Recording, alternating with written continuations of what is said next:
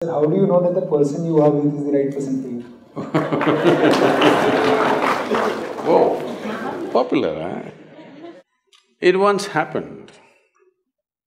Shankaran Pillai was at the family dinner, and when everybody settled down for dinner, he stood up at the table and announced, "I am going to marry Lucy, who's just across the street." I hope that's not the name. No, it is. Then the father said, "What? You going to marry Lucy? She has nothing. She's like a tramp. You're going to marry that Lucy?" Mother said, "What? You're going to marry that Lucy?" The uncles always pitch in this kind of matters, you know. Uncle said, "What? You're going to marry that Lucy? Have you seen her hair? It looks fake." The aunt, "What? You're going to marry Lucy? She's always painted. You're going to marry that painted woman?"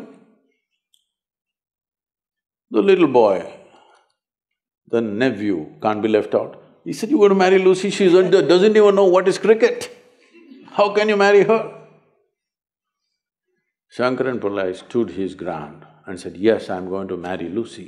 Everybody asked in one voice, "Why?" He said, "Because she has no family." There are no many opinions to battle with. So, who is the right person? I don't want to take away all the romance from your life.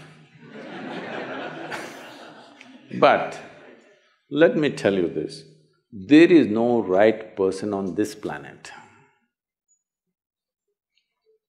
If you put your heart into something, something may become wonderful. Is it the right thing? There's no right thing. Nobody ever found the right person anywhere, okay? If you get into that kind of unrealistic mindset, "I have found the right person," oh, you will be soon disappointed. You must understand, there is no right person. First thing is to see whether I am the right person. Yes, am I the right person? And there are no right people on this planet. If you understand, you have your nonsense, they have their nonsense, we can adjust nonsense. Go on. We must understand relationships are formed for various needs.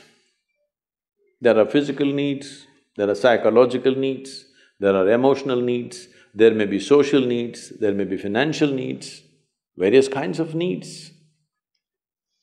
So when you're going to somebody with so many needs, you're going as a beggar, and a beggar cannot choose.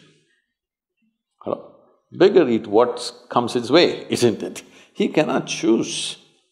So, if you really want to make a choice in this world, first and foremost thing is, you bring yourself to your place where your experience of life is just pleasant by yourself. You're wonderful. Now, let us see what gets drawn to this one.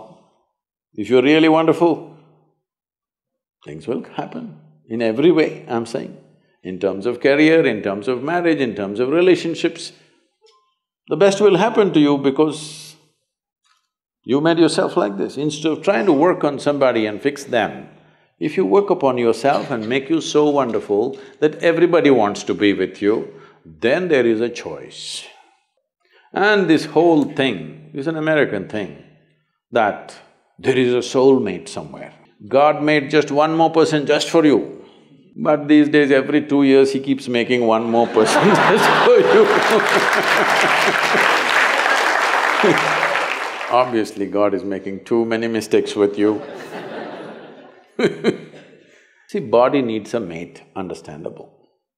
Maybe psychologically also you need a mate, understandable. Emotionally you need a mate.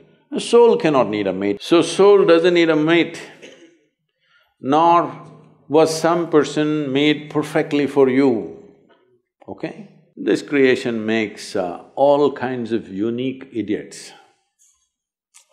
If you understand you are one kind of idiot and the others are different kind, you will understand their nonsense because you know you got your stuff. If you think you're perfect and God has chosen you and He's made another person perfect somewhere else, you're heading for a disaster, okay? There's no such thing. Even, people today, after 5,000 years, people are still adulating and worshipping Krishna as the greatest lover, but his wives are dead unhappy with the guy. Yes. So, you're not going to find any perfect person. If you invest a deep sense of involvement, something wonderful may happen. It's because of your involvement, not because the other person is fantastic. No. Even if you choose a fool, actually it's easy that way. If they're not stupid, why would they come to you first of all? No, I'm just being nasty. So, even if you choose a fool, it doesn't matter. If you involve yourself, it can turn out very beautiful. You chose the smartest person in the universe, it could be a disaster. So, do not think in terms of, whatever this made for each other nonsense. No. You choose the opposite, actually. But after some time, after a little bit of time, you slowly start expecting they're just like you. This is a serious mistake. Because if one more person becomes just like you won't be able to bear with them for 2 days. Hello? Please tell me. There's one more person just like you at home, could you live there? You're glad they're different. It's wonderful, nobody is like you, isn't it? Nobody is like you on this planet. Try and see. Nobody is like you, and that's good. Don't look for sameness, not necessary. It's a difference which makes the… because of the difference you tango, not otherwise